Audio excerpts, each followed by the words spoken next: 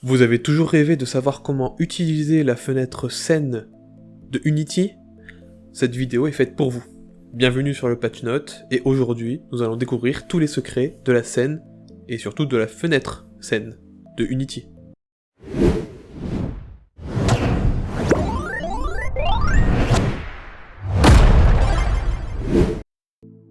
Maintenant qu'on a vu comment créer une scène, nous allons nous attarder plus sur tous les boutons de la fenêtre scène. Nous allons commencer ici donc par les boutons de configuration, déplacement. On va commencer par les outils qui vont avoir un impact sur ce qu'on appelle les transformes d'un objet. Donc sa rotation, sa translation, sa taille, et pour de la 2D, on va voir que c'est un peu différent. Donc si je sélectionne par exemple mon objet 3D, mon cube ici, je peux zoomer avec la molette en avant ou en arrière. Si je reste appuyé sur le clic droit de ma souris, je peux regarder autour de moi. Et si je reste appuyé sur clic droit de ma souris et que j'utilise mes boutons ZQSD, sauf si vous avez une configuration AZERTY, dans ce cas-là, vous pouvez soit changer votre clavier en mode QWERTY, en appuyant sur Shift Alt, qui va passer votre ordinateur en anglais, si vous avez installé la langue en anglais. Sinon, si vous voulez configurer votre clavier, vous pouvez aller dans Edit, Shortcut, ici, et là-dedans, vous avez tous les raccourcis que vous voulez pour l'éditeur d'Unity. Et donc, si vous voyez ici, vous pouvez directement modifier la valeur de vos touches, ici par exemple, en appuyant 2 fois sur le shortcut actuel, et en appuyant sur la touche que vous voulez. Moi, par exemple, ici, je vais avoir un Z. Je fais la même chose pour mon A, qui deviendra mon D, et mon D, qui va devenir mon A.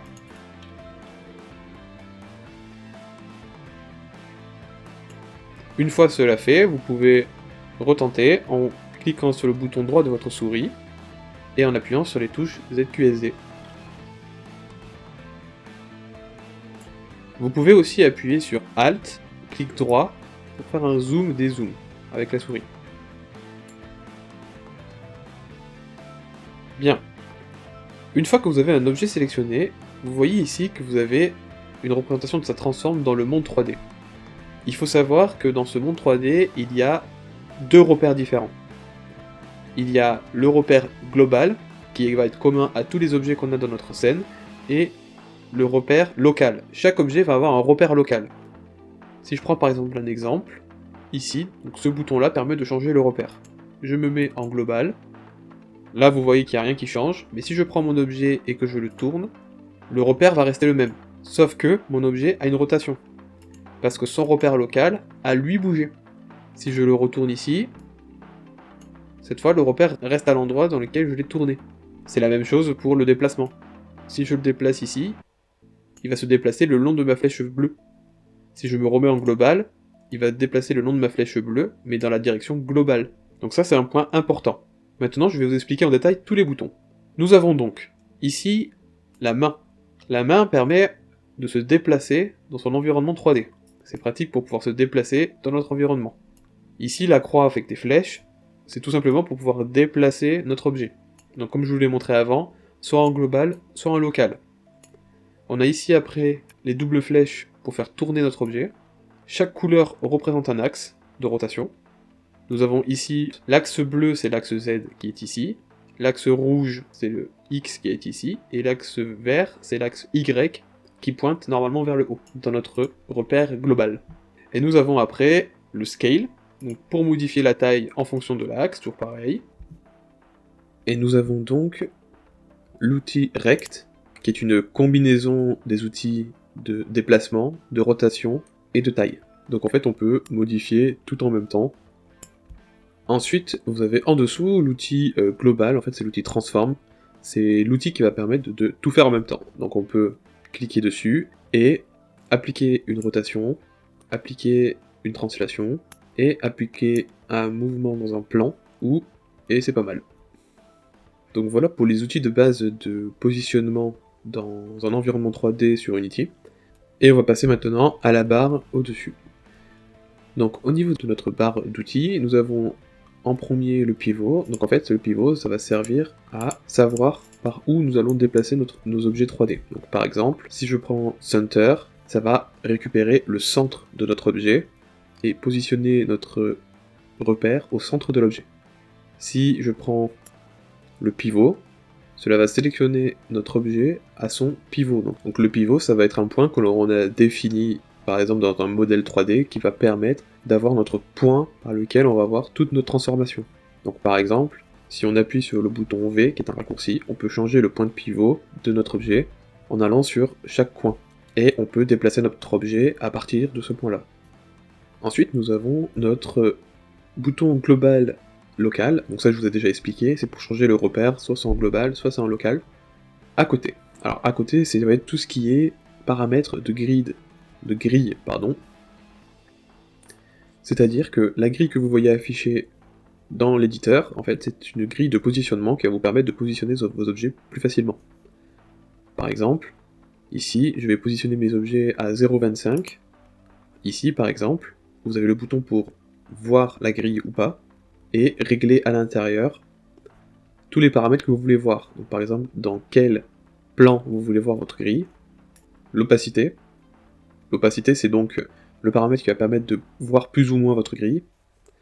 Et donc vous avez l'option Move To qui permet en fait de déplacer la grille soit à son point d'origine, donc au point d'origine du monde en 3D, soit directement sur le point d'un GameObject.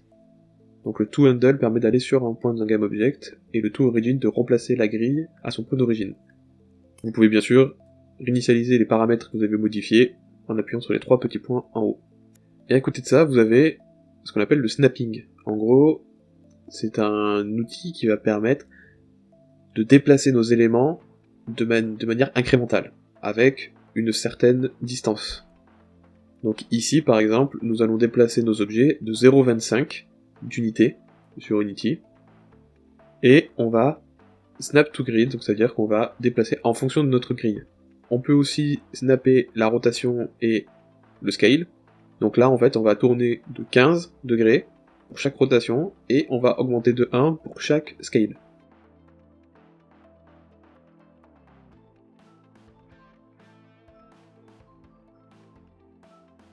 Donc par exemple, si je déplace ma sphère, elle va se déplacer de 0,25 à chaque fois.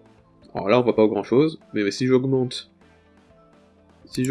mon grid, je le mets à 1, là vous voyez que la sphère se snap sur ma grille d'un espacement de 1 pour chaque déplacement. Si je lui fais une rotation, elle va tourner de 15 degrés à chaque fois. Donc cet outil-là permet de construire votre scène plus facilement et de gérer mieux vos placements d'objets. Bien entendu, vous pouvez modifier la couleur de votre grille si vous le voulez en allant dans Préférences, Color, et ici vous avez toutes les propriétés pour changer la couleur de tout votre éditeur, dont les grilles qui sont juste ici. Si je les change, par exemple je les mets en vert, j'aurai mes grilles qui deviendront vertes. Maintenant nous allons voir les options qui sont à droite de notre barre d'outils. Les 4 ronds que vous pouvez voir là sont en fait des options de visualisation. Vous avez la visualisation en wireframe, c'est-à-dire vous allez voir en fait le maillage de vos modèles 3D. Je vous expliquerai plus en détail ce que c'est un maillage quand on fera de la 3D, mais en gros, pour faire simple, un maillage, ça va être comment votre objet est construit, avec un nombre de faces défini, un nombre de points définis, et un nombre de segments définis. Donc là, par exemple, si vous voyez, une face d'un cube est fait de 2 triangles, et donc les 6 faces seront faites de 2 triangles chacun. Vous avez ensuite la vue Shaded Wireframe, donc cette vue-là permet de voir votre wireframe plus les matériaux appliqués sur votre objet 3D, vos objets en global. Vous avez ensuite une vue qui s'appelle Unlit, donc en fait le Unlit ça va être une vue où la lumière n'affecte pas l'environnement, la 3D, votre scène. Et enfin vous avez la vue Shade, donc ça va être votre vue finale avec les lumières, les matériaux, la version finale en fait de votre scène. Vous pouvez aussi snapper un objet contre un autre. Pour cela, il faut déjà que votre objet 3D ait un composant collider. Donc on verra ce que c'est un composant collider plus tard, mais sachez qu'il faut qu'il ait un collider et que l'autre objet aussi. Et après, vous devez faire Shift CTRL. Donc quand vous appuyez sur Shift CTRL en déplaçant votre objet, cela va snapper votre objet sur un autre objet par rapport au repère dans lequel il est. Donc si vous voulez par exemple snapper un cube et que vous voulez changer son pivot, vous devez d'abord changer le pivot en appuyant sur V et appuyer sur Shift CTRL pour déplacer votre objet sur la surface sur laquelle il doit être snappé. Vous pouvez aussi appuyer sur Shift V pour passer en mode de sélection de vertex sur n'importe quelle mèche, sélectionnez le vertex que vous voulez par lequel vous voulez vous déplacer. Quand vous êtes aussi en mode vol, donc clic droit et déplacement ZQSD, vous pouvez aussi faire roulette de la souris pour augmenter ou diminuer la vitesse de déplacement. Vous avez aussi un mode debug, donc c'est le petit insecte que vous avez juste à côté, qui permet en fait de montrer certaines choses afin de pouvoir visualiser certaines contraintes, certaines informations spécifiques que vous voulez voir. Je vais pas tout détailler parce qu'il y en a quand même pas mal, mais je vous laisserai chercher sur ce point-là. Et enfin, je vous rassure, on arrive presque à la fin de la vidéo, nous arrivons sur les derniers outils. Donc nous avons le bouton 2D qui permet en fait d'avoir une vue 2D de notre scène. Donc ça va être notamment utile pour tout ce qui va être interface, si vous utilisez l'ancien système d'Unity, ou pour faire des jeux 2D tout simplement. Vous avez ensuite la possibilité, si vous avez du son sur votre scène, de désactiver le son ou de l'activer. Vous avez après le paramétrage du ciel de votre scène, donc si vous voulez activer la skybox, c'est ce qui permet de voir un ciel, le fog, ça va être tout ce qui est brouillard, le flare, ça va être tout ce qui est, quand quelque chose est très lumineux, il va émettre un flou lumineux autour de lui, donc ça va être ça. L'option Always Refresh, en fait, ça va être surtout utilisé pour tout ce qui est effet de particules, ou même des shaders, on verra plus tard ce que c'est un shader, mais en gros, ça va être quelque chose qui va rafraîchir notre fenêtre tout le temps, qui va permettre de voir l'animation de nos particules et l'animation de nos shaders. Le post-processing, c'est ce qu'on va pouvoir appliquer au visuel de notre scène 3D, on verra ça plus tard aussi, et les particules system, c'est pour afficher donc tout ce qui va être particules.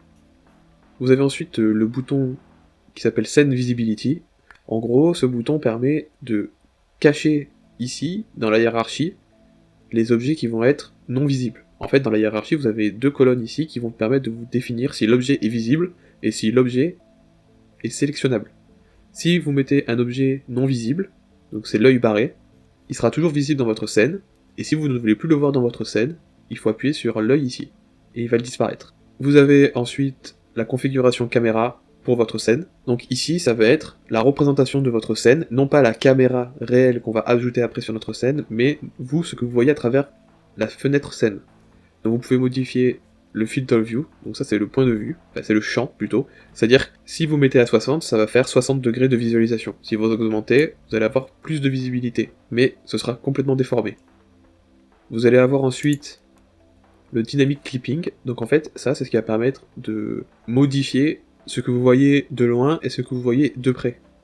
Donc quand il est dynamique, il va le calculer automatiquement, mais si vous décochez ça, vous pouvez changer les options vous-même. Par exemple, là, je peux voir ce qui est à plus de 0,03 unités. En dessous, phare, je peux voir tout ce qui est à moins de 10 000 unités. Si je baisse mon phare, par exemple, que je le mets à 1, je ne vais plus pouvoir voir ce qu'il y a en face de moi. En fait, je vais pouvoir voir tout ce qui est en dessous de 1 unité. Donc là, si je me rapproche de mon cube, je ne le vois que s'il a moins de 1 unité.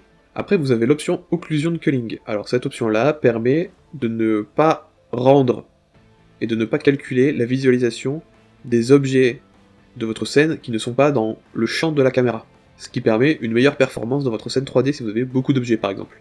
Et ça ne rendra pas non plus tous les objets qui sont cachés par d'autres objets.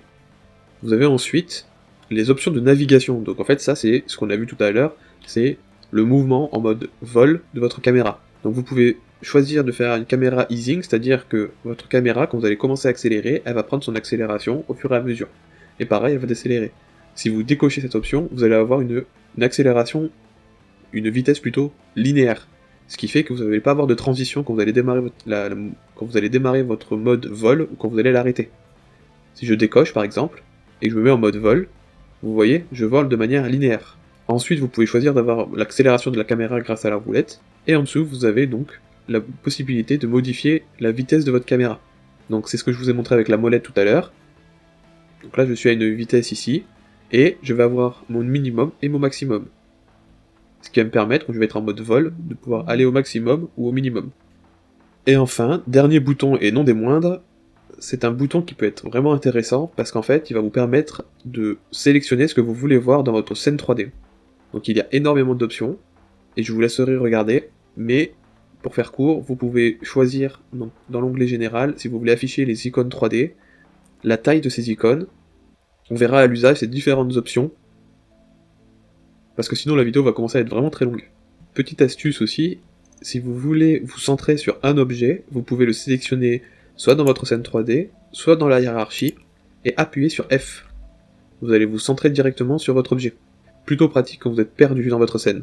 Enfin, petit paramétrage intéressant, ici vous avez 3 petits points qui vont vous permettre de pouvoir cacher ou non certains boutons que vous avez dans votre scène. Par exemple, si je veux cacher mes outils, je peux cacher mes outils. Bien sûr, il existe des raccourcis aussi pour pouvoir changer et alterner entre tous vos outils de déplacement pour votre objet. Par exemple, vous allez avoir le bouton Z qui va pouvoir changer le positionnement de votre repère, ici, en appuyant sur Z. Vous allez ensuite avoir le bouton E qui va permettre d'avoir la rotation sur votre objet. Le bouton R va permettre d'avoir le scale sur votre objet. Le bouton T va vous permettre d'avoir l'outil rect. Le bouton Y va vous permettre d'avoir l'outil de transform, donc la rotation et la translation. Et le W va vous permettre d'avoir la translation. Alors bien sûr, là je me suis trompé, parce qu'en fait il faut modifier dans les paramètres vos raccourcis. Donc vous allez dans Edit, Shortcut, Tools, et vous modifiez vos raccourcis. Après, vous pouvez voir qu'en appuyant sur Z, j'ai mon déplacement, mon E, ma rotation, mon R, le scale, mon T, le rect, et mon Y, le transform. Il existe bien sûr plein d'autres raccourcis, mais je vous le montrerai au fur et à mesure de son utilisation. Voilà, je pense que la vidéo va être un peu longue sur cette fenêtre scène, mais c'est une fenêtre qui est quand même très importante. Pour les prochaines vidéos, et j'espère, parce que là c'est des vidéos qui commencent à être... c'est pas les vidéos les plus intéressantes, nous allons attaquer les GameObjects et les préfabs, qui sont la composante principale d'Unity. Si vous avez aimé la vidéo, n'hésitez pas à mettre un pouce, à partager, et laissez-moi un commentaire pour me dire si ça a été clair ou pas, et quelles modifications je peux faire sur mes vidéos. Merci à vous, et à la prochaine. C'était le Patch Note, pour une nouvelle mise à jour.